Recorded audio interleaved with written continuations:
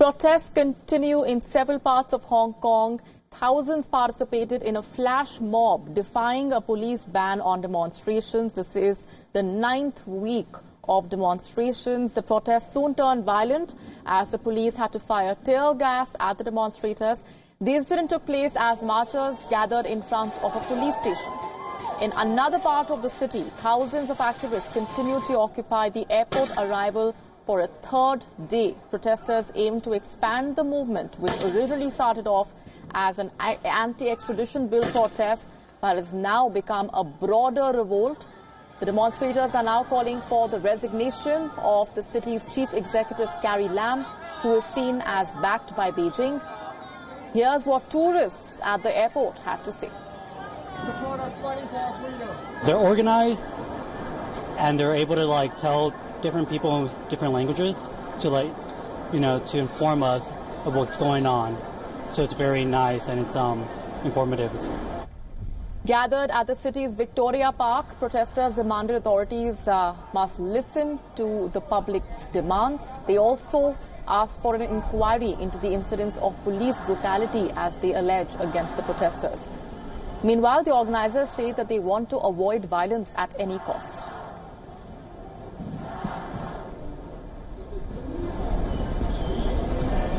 係 effective 都有用。咁因為首先嚟講啦，我哋做法閃係唔想再有手足俾警察拉啦。咁但係隨之而嚟，我哋都差唔多做咗1個月啦。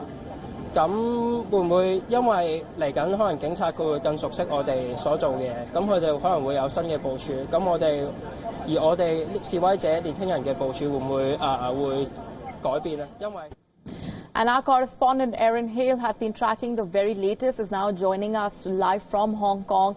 Erin, if you can get us up to speed with what the situation on the ground is looking like at the moment. Are there any reports as of now of any injuries caused to the protesters or to the police personnel? And are we looking at tensions continuing over the next few hours? Yes, it looks like tensions will continue for the next few hours. Protesters are continuing their now familiar tactic where they have a flash mob in one location and then they get into the subway and go elsewhere. So I was with them for lots of today when they started in Victoria Park and then they moved towards the police station in an illegal march down central Hong Kong. And now they've dispersed elsewhere into Kowloon, where they continue to move from location to location as riot police close in.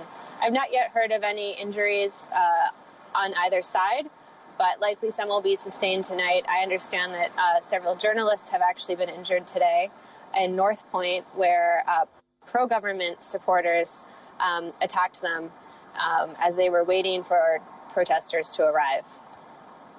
Right, Erin, when the protesters allege police brutality, they say that they want a probe into the string of incidents involving excessive force by the police.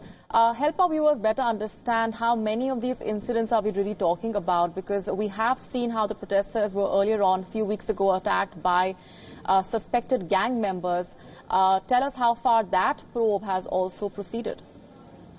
That is actually one of the major requests of protesters, and it's something that Carrie Lam, the Hong Kong leader, has really failed to pursue, which makes many people angry. There have been numerous police protester clashes where police have used batons on protesters. They've also fired tear gas directly at them. Sometimes they fire it at the press. When they sweep through areas, sometimes they'll rush and they'll arrest people en masse, and people have been injured, especially when riot police have tried to forcefully take them away. So it's been quite ugly, and it's really, I think, ruined the reputation of the Hong Kong police in many people's eyes, including ordinary people, like elderly people who were at the gathering in Victoria Park earlier today. Many of them were very upset with what the police have been doing to their children and their grandchildren. So it's really quite unfortunate.